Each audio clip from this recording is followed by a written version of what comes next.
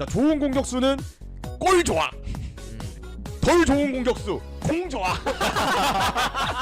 공 경기 중에 1분만 잡아도 돼. 근데 반면 덜 좋은 공격수 얘는 히히 공 좋아. 이건 거의 헤헤 아닌가요? 헤헤 공 좋아. 저는 이렇게 생각해요. 내려오는 순간부터 무언가 잘못되고 있다.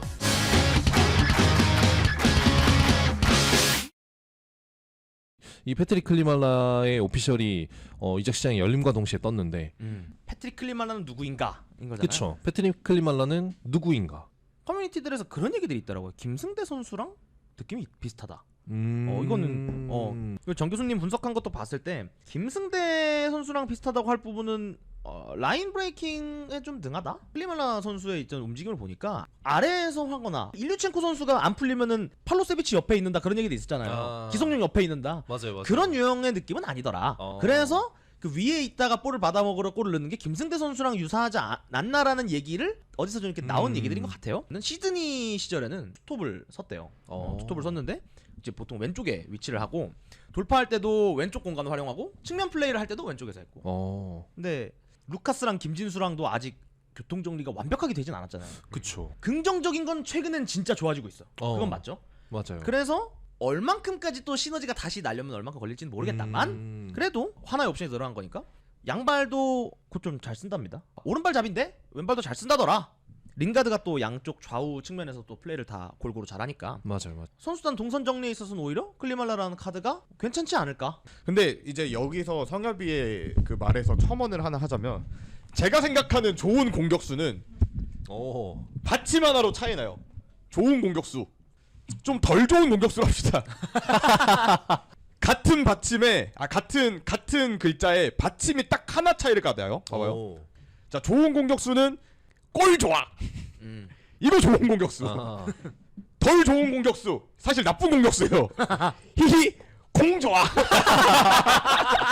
이건 나쁜 공격수예요. 얘는 골이 좋은 공격수, 얘 진짜 좋은 공격수.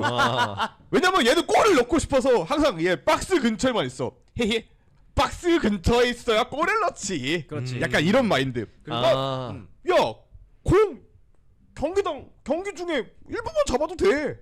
나 편하고 좋지. 한 번만 줘. 나는 슛 차는 거에 희열을 느껴. 그거 마무리할 테니까. 아드리아노 생각난다. 히히 골 좋아. 근데 반면 덜 좋은 공격수 얘는 히히 공 좋아. 이건 거의 헤헤 아닌가요? 공 좋아. 얘는 골이고 지랄이고 일단 내가 주인공이 되고 공을 무조건 잡아야 돼. 공 좋아. 야, 공 줘. 왜 못 올라와? 아씨, 답답하네. 내가 가져야 되지 이런 거. 근데 얘도 좀 처음엔 좀 참는다. 난 공 줬지만 감독님이 내려가지 말랬으니까 위에 있어야겠다. 한 5분 정도 지나잖아. 여기까지만 내려가 볼까? 전반전 끝났어. 오케이, 이 경기 내가 집도한다. 어느 순간부터 하프라인 밑에까지 내려가지고 수비형 미드필더 옆에서 몰래나 공 내놔. 고개를 들어. 위에 아무도 없네? 왜 없어? 네가 공격수니까 아무도 없지. 나쁜 공격수. 히히 공 좋아. 저는 이렇게 생각해요. 내려오는 순간부터 무언가 잘못되고 있다. 그 시드니 시절 보면은 그 호주 리그가 수준은 낮아요. 저는 호주가 냉정하게 보면은 K리그 2 중위권 정도 된다고 생각해요. 한 그 정도 느낌? 제 기준에 그래. 왜냐면 그 애초에 AFC 랭킹도 그렇고 이제 국제 대회 성적들도 태국이랑 말레이시아 급에서 노니까 그렇지. 저는 이제 그렇게 생각하는데 물론 태국이랑 말레이시아 팀한테 지는 K리그 팀들이 있긴 합니다. 그리고 호주 멜버른 유스 팀한테 따익당한 팀도 있긴 합니다. 그쵸. 어느 팀인지 말하진 않을게요. 근데 아무튼 뭐 사람들이 객관적으로 보는 시선은 그쯤인 것 같아. 근데 그 호주 리그의 장점을 하나 꼽자면 아무래도 우월한 피지컬이겠죠. 그렇죠. 근데 클리말라의 사이즈가 183에서 185 정도 되는 걸로 이제 보이는데 비벼요. 190짜리들 비빕니다. 호주 장신 센터백들 비비고 있더라고. 비비고 안 넘어져. 근데 뭐 K리그에서도 그러니까 비빌 수 있을 정도의 피지컬만 보여준다면 한 4, 5cm, 한 5, 6cm 더 컸으면 좋겠지만 어쨌든 183에서 5cm 선수가 빠른 가속력으로 장신 센터백들을 비비면서 공간을 먹어줄 수 있다? 저는 그것도 괜찮다고 보거든요. 일단은. 그러니까 아무튼 밸런스 가지고 딱 그냥 자리 지켜주고 안 넘어지고 그리고 적절한 타이밍에 들어갔다 나왔다가 되는 선수라는 거죠. 맞아요. 밀고 들어가는 힘이 좀 좋은 것 같았거든요. 보니까. 그래서 이제 많은 팬들이 클리말라를 좀 궁금해할 것 같기는 해요. 네. 그래서 이제 클리말라의 그 1대1을 그러니까 어느 정도 급의 선수인지 사람들이 조금 감이 없으니까. 한번 읊어볼게요. 좋아요. 일단 클리말라는 여러분들이 알다시피 폴란드 선수죠. 일단 클리말라는 레기아 바르샤바 유스 출신인데 유명 팀이죠. 아주 폴란드에서는 유명하죠. 굉장히 유명한 팀이죠. 특별히 유스 시절에 뭐 대단한 활약을 보인 적은 없는데 그러다가 이제 16-17 시즌에 야기엘로니아 비와이스토크라는 이제 팀으로 이적을 합니다. 유스 시절에 그러니까 우리나라로 치면 이제 고등학교 리그에서는 오산고 고교 무대를 그러니까 폴란드 고교 무대를 유스 무대를 이제 폭격하고 올라왔어요. 폭격하고 올라왔고 2군 경기에서도 이제 주전으로 뛰면서 2골을 넣었어요. 그래서 나쁘지 않은데 하면서 우리가 이제 강주혁 선수라든지 손승범 선수 쓴 느낌으로 기회를 줬어요. 그게 만 18세. 한국으로 치면은 생을 지나기 전 20살. 그러니까 이제 갓 고등학교 졸업한 선수를 콜업을 해가지고 썼다라는 건 어쨌든 이 선수가 팀에서 기대될 만한 유망주였다라는 거죠. 능력은 있다라는 거지. 그리고 이제 그 다음 시즌부터 임대를 돌아다니기 시작합니다. 폴란드 2부 리그 팀인 비그리 수바우키로 임대를 가서 여기서는 이제 2부 리그에서 주전급 활약을 보여줘요. 물론 폴란드 2부 리그니까 수준이 높진 않겠죠. 여기도 뭐 굳이 K리그랑 비교하자면 K리그보다 훨씬 낮은 정도의 수준일 거예요. 보통 K리그가 평가받기로는 오스트리아 리그 정도 수준이라고 하니까. 근데 어쨌든 여기서 2경기당 한 골씩 넣는 모습을 보여줘요. 약간의 나이에 20살의 나이에. 그래서 이 당시 임대 갔던 팀이 지금은 4부 리그에 있는데 이 팀 구단 창단 역사 최고 승점 최고 순위를 기록합니다. 2부 리그 6위. 그리고 이제 다음 시즌 18-19 시즌에 복귀를 해가지고 리그 22경기 1부 리그죠. 엑스트라 클라사에서 폴란드 1부 리그에서 22경기 한 골 한 도움 그리고 컵 대회 6경기 3골을 기록하면서 컵 대회 주전으로 뛰어요. 그러니까 모든 리그들 생태계가 똑같잖아. 그렇지. 컵 대회에서 주전으로 뛰는 유망주는 앞으로 키우겠다라는 뜻이잖아. 그렇죠. 그 뜻이고 컵 대회에서 6경기 3골이면 어느 정도 기대에 좀 부응을 했다라고 생각을 하고 리그에서 생각보다 많은 그 받은 거죠. 기회를. 그리고 이제 그 다음 다음 시즌 19-20 시즌부터 이제 주전급 선수로 도약을 합니다.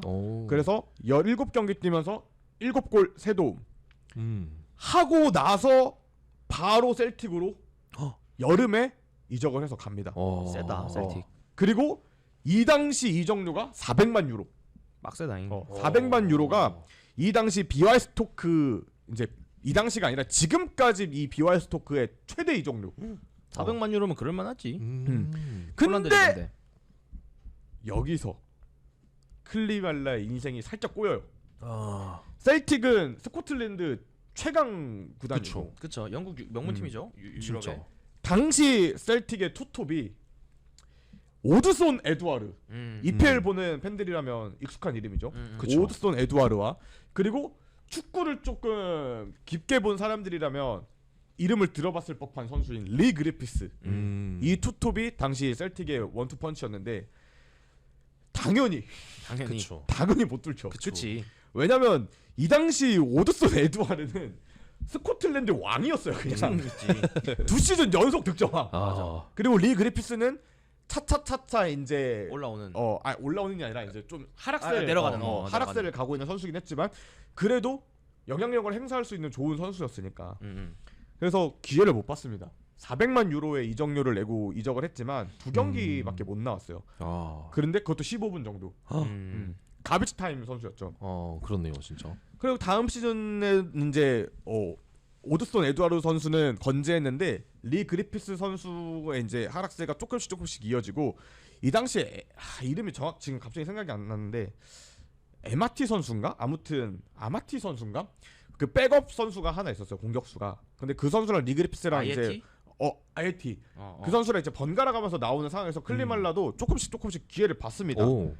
근데 17경기 그 후보로 나와가지고 3골 기록. 그러니까 적은 제한 시간 444분 뛰었는데 3골 기록한 거면 많이 넣네. 나쁘지 않은 골 진짜. 기록인 것 문선민보다 같기는 많이 해.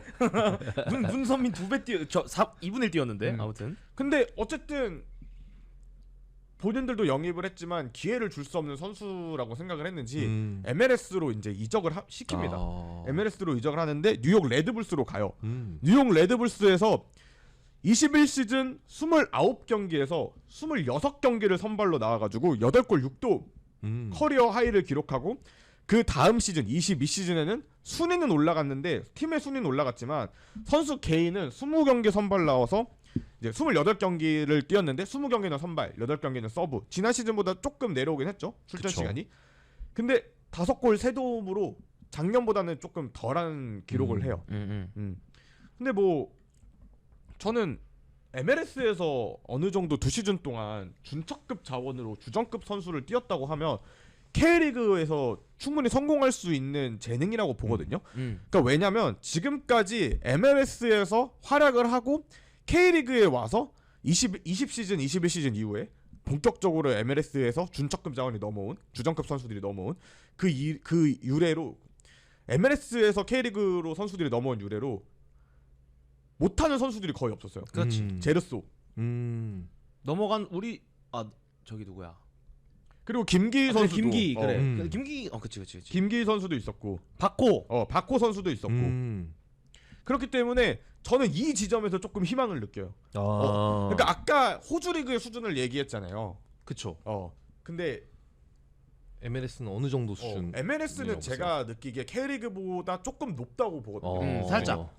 J리그와 K리그 그 사이 정도 있는 것 같아요. 나는 근데 요즘은 더 올라간 것 같아. 느낌이. 하긴 진짜 요즘에는 또 돈을 많이 하원기의 선수들이 많이 넘어가니까. 왜냐면 MLS도 어쨌든 그 중남미의 국가대표급 선수들이랑 해외 유수에서 좀 괜찮은 활약을 하는 선수들이 국대급 자원들이 많이 뛰는 리그라서 맞아. 그래서 물론 미국 선수들의 수준은 높다고는 할 수 없지만 그쵸. 어쨌든 리그 내에서 돈도 많이 돌고 괜찮은 선수들 많고 일단 팀이 많아요. 그래서 전술적인 색채도 각양각색으로 많고 그렇기 때문에 저는 MLS에서 성공한 선수들은 K리그에서 일단 문화권도 솔직하게 말하면 아랍에서 온 선수보다는 미국에서 온 선수가 K리그에 적응하기 더 편하다고 보거든요. 그렇지. 그래서 클리말라가 어쨌든 뉴욕 레드불스라는 MLS에서도 꽤 괜찮은 팀에서 좋은 활약을 했다라는 건 이 선수가 K리그나 J리그 정도 무대에서는 아예 기량을 못 보여주진 않을 것 같다. 먹힐 수 있는 자원이다. 라는 생각을 하고 고점을 봤을 때 그렇다는 거잖아요. 고점을 봤을 때. 근데 그 뒤로 이제 아포엘이라고 우리 많은 사람들이 들어봤는 클럽으로 이적을 하는데 이때부터 이제 클리말라 선수의 약간의 침체기가 이제 시작이 됩니다. 그래서 아포엘에서도 이제 주전을 밀려가지고 실롱크스 브로츠와프라는 폴란드 팀으로 이제 이적을 했는데 여기서는 아예 망했어요. 그래가지고 시드니로 임대를 갑니다. 근데 여기서 이제 대박이 나죠. 그리고 우리가 알고 있는 클리말라를 여기서 목도해요. 전북과의 아시아 챔피언스 리그 충격과 공포 그 자체였습니다. 그때 놀랐지. 쟤 누구야? 맞아. 그때 기억나요? 우리 그때 방송하고 있었어요. 우리 방송하고 있었는데 쟤 누구야? 이랬었어 그때. 진짜. 쟤는 누군데? 아니 왜냐면 객관적으로 아무리 전북이 힘들어도 그래. A리그인데 이길 수 있을 텐데 더글라스 코스타가 있더라고 하더라도 엄대오면 나올 것 같다고 생각했는데 공만 잡으면 그냥 시원하게 뻥뻥 슈팅, 때리고 진짜. 중거리 슛으로 넣지 않았나요? 얘 순도가 왜 이렇게 높아? 순도가 높았어. 그러면서 다 뒤집어져요. 왜냐면 그 전에 대전에서 클리말라 이적설이 있었어. 맞아요. 근데 그 당시 대전 팬들 반응이 뭐야 이 별로 안 땡기는데. 뭐야 떠버리는 이런 느낌이었던 거지. 얘 커리어 지금 약간 대차게 꼬였잖아. 그리고 나서 전북을 이제 클리말라가 진짜 혼자 힘까지는 아니겠지만 한 7할 정도 수훈 선수였으니까 그렇죠. 제압을 해요. 그 뒤로 이제 K리그 팬들에게 이제 클리말라라는 이름이 알려지고 그리고 A리그를 폭격하고 서울로 옵니다. 공격수가 2자릿수 득점을 전 시즌에 했다?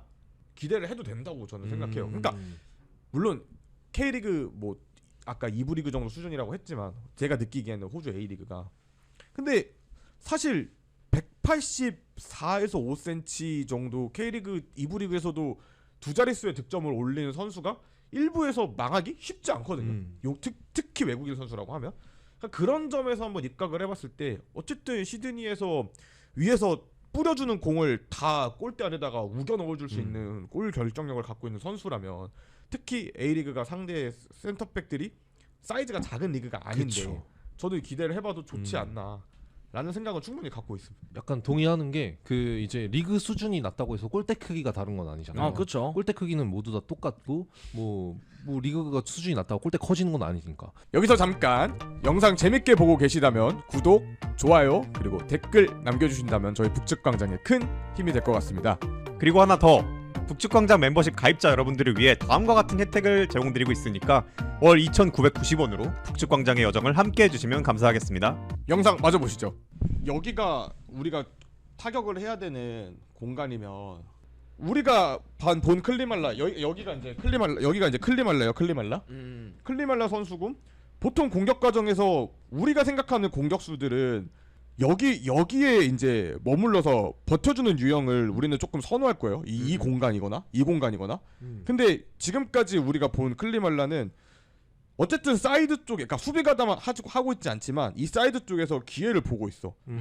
그러면 내가 봤을 때 공격 전개 상황에서 보통 FC 서울은 자 여기로 이제 들어올 거야. 공이 투입이 되면 얘는 이 공간으로 패스 들어오는 거를 순간적으로 이렇게 가서 받아놓고, 분명 루카스 선수가 이 근처에서 배회하고 있을 거거든요. 그렇죠. 그러면 그쵸. 공이 이렇게 들어가서 클리말라가 여기서 잡았어. 그럼 루카스는 이렇게 뛰겠지? 그쵸. 그러면 이 풀백은 일로 딸려 들어갈 거 아니야. 얘는 이렇게 튀어나오고. 그러면 나는 이 빈 공간으로 쇄도하는 이 자원들의 링가드나 정승원이나 이거를 조금 더 극대화할 수 살릴 있을 수 텐데, 둑스가 이 무빙을 칠 줄 알아요. 그렇죠. 둑스는 근데 약간 이렇게 돌아가는 무빙을 좋아하면 맞아요. 클레말라는 이 무빙을 좋아하는 것 같아. 나는 인사이드로 들어가고 자르는, 얘는 돌아 커트하는. 들어가고. 근데 이거를 이제 루카스 선수가 해줄 거고, 결국에 여기서 패스를 돌려주는 황도윤, 류재문, 링가드 같은 선수들이 이 움직임 이후에 어떤 무빙을 가져갈 것이냐 하는 게 중요할 것 같고, 근데 이 무빙도 잘하지만 기본적으로 클리말라 선수가 사이드에 없을 때는 아이고 자석으로 하나 사야겠다, 귀찮아서. 진짜 있으면 좋겠다. 여기 정도만 머물러줘도 땡큐예요. 그리고 전북전에서 이 공간을 진짜 잘 먹어줬어. 그쵸. 클리말라가 이 공간을 먹어주면서 생기는 효과는, 루카스가 그러면 한 이쯤에서 오겠지? 그러면 그쵸. 얘는 여기를 견제를 해야죠. 이렇게 견제를 해줘야 되는 상황에서 얘한테 공이 들어갔을 때 어쨌든 얘가 비벼만 주면, 이 공간에서 비벼만 주면 그 이후에는 서울이 원하는 플레이를 할 수가 있어. 왜냐면 둑스는 여기 없거든. 그쵸. 내가 한 가지 걱정되는 건 이런 거였어. 지워줄까요? 아니 안 지워도 돼요. 그러니까 내가 걱정됐던 건 별건 아니고, 이제 여기 이런 공간에서 이렇게 뭐 들어가거나 이렇게 버텨주는 게 이제 많이 나올 텐데, 근데 내가 가장 걱정되는 건 어쨌든 공격 자원의 동선 정리인 거예요. 루카스 선수가 여기서 공을 받고 이렇게 질질 올라가 버리는 순간 나는 그렇게 큰 의미가 없다고 생각해. 클리말라의 위치가 큰 의미가 없다고 생각을 해요. 왜냐, 여기서 이렇게 가져가서 또 이렇게 어차피 안쪽으로 치는 움직임을 들어간다고 했을 때, 물론 여기서 버텨주면 루카스 선수한테 이제 좀 더 좋은 찬스가 생길 수는 있겠죠. 앞에 한 명을 막아주는 거니까. 근데 그렇게까지 의미가 있을까? 그것까지는 아직 모르겠어서 걱정되는 부분이 있고, 이 부분이야말로 감독님의 동선 정리가 필요한 거죠. 근데 나는 이 인사이드 컷이 왜 좋다고 생각하냐면, 루카스를 살릴 수 있는 최적의 위치 선정을 얘가 해줄 수 있다고 봐. 그렇지. 왜냐면 루카스는 풀백 한 명을 공격수가 시선을 분산시켜줘야지 극대화를 할 수 있는 선수인데, 그쵸. 사실 둑스가 이 가운데서 공간을 안 비벼주고 있잖아 지금. 그쵸. 근데 얘는 연계를 잘해. 그러니까 루카스가 70%는 살아났어.